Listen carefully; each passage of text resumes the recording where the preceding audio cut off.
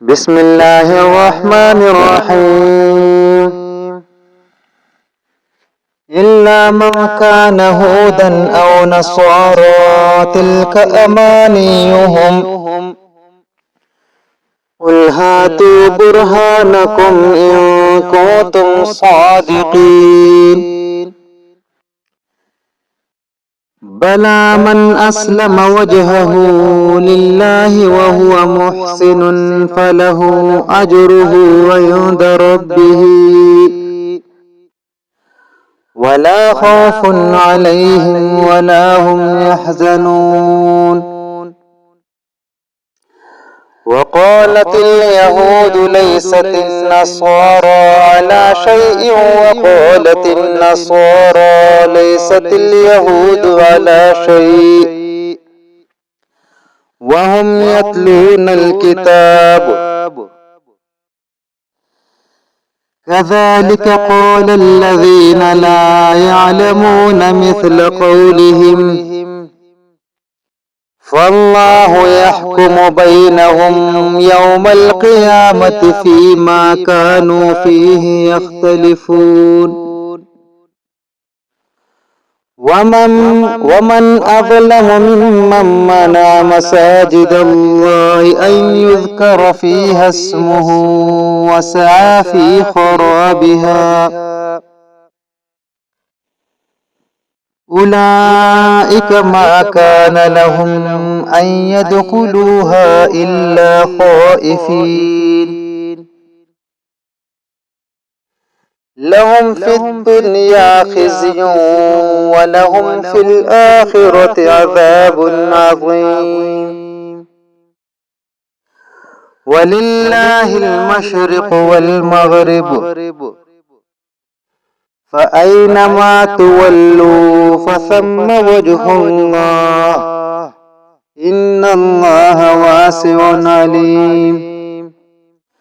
وقالوا اتخذ الله ولدا سبحانه بل له ما في السماوات والأرض كل له قانتون بديع السماوات والأرض وإذا قضى أمرا فإنما يقول له كن فيكون. وقال الذين لا يعلمون لولا يكلمنا الله أو تأتينا آية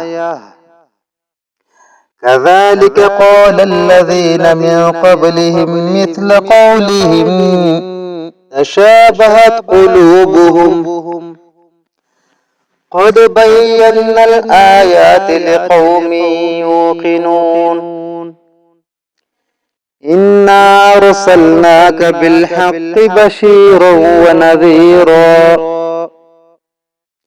ولا تسأل عن أصحاب الجحيم ولن ترضى عنك اليهود ولا النصارى حتى تتبع ملتهم قل إن هدى الله هو الهدى ولئن اتبعت أهواءهم بعد الذي جاءك من العلم ما لك من الله من ولي ولا نصير.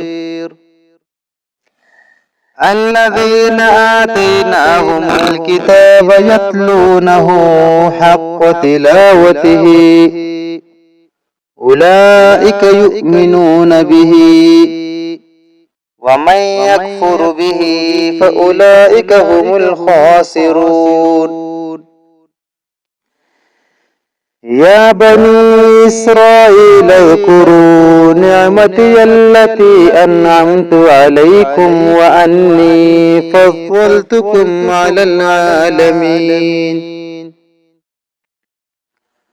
واتقوا يوما لا تجزي نفس عن نفس شيئا ولا يقبل منها عدل ولا تنفعها شفاعة ولا هم ينصرون.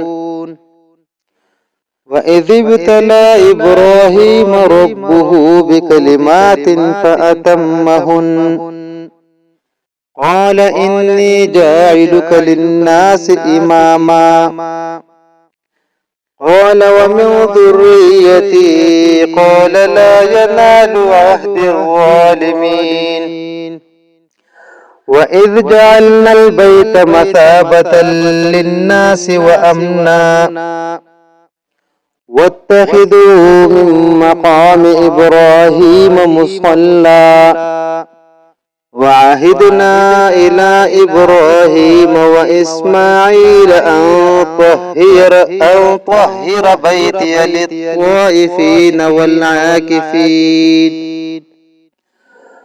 والعاكفين والركع السجود